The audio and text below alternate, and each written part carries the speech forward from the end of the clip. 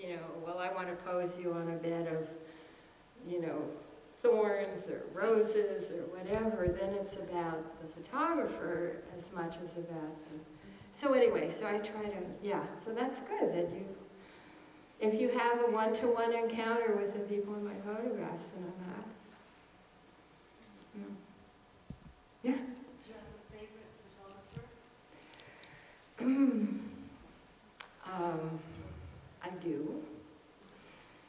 It's not a woman. I have a lot of favorite women photographers, but the person I think about is Brassai. I really love the work of Brassai, a Hungarian photographer. The women I admire very much are Louise Dahl-Wolf, a very wonderful fashion photographer. Margaret Mather, one of the muses of Edward Weston. Edward Weston had 3 wonderful brilliant women photographers that he describes as sex objects in his day books and doesn't talk about their, you know, how much he took from them for photography. Margaret Mather was one of them. Sonia Naskowiak, this is very not well known at all. And Sonia Naskowiak, I think. And then the other one is much better known. Margaret Burke-White is a great role model, you know. But I could never do what she did. Hanging out on the edge of skyscrapers, no. Some of the other women, Laura Gilpin, a wonderful woman of the American West and Native Americans. Maybe we'll see some of her photographs at the upcoming lecture, I don't know. I'm sorry, I'm just a little bit nervous, so on my website, I do mention them, and in my book. There's a lot more women than are known. When did you get interested in photography?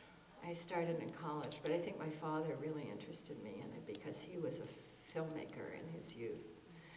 I do want to mention the work of Alice Austin, who is probably the closest photographer to me in terms of life story. She lived on Staten Island, and her house is now a historic house museum that's part of the New York City Park System.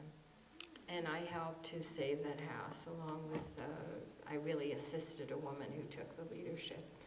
But I was a good second for her. And we got New York City to restore the house and to save it from development. And it's right under the Verrazzano-Narrows Bridge, looking out on Manhattan and the New York City Harbor.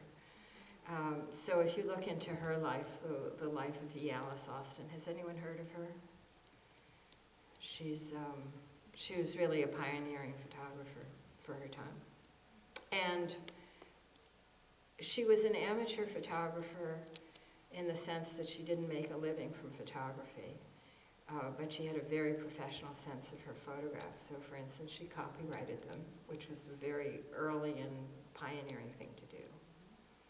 And as a result, her work in some ways might have been better known if it wasn't copyrighted, because she wanted professional consideration for it. So that's always a delicate balance.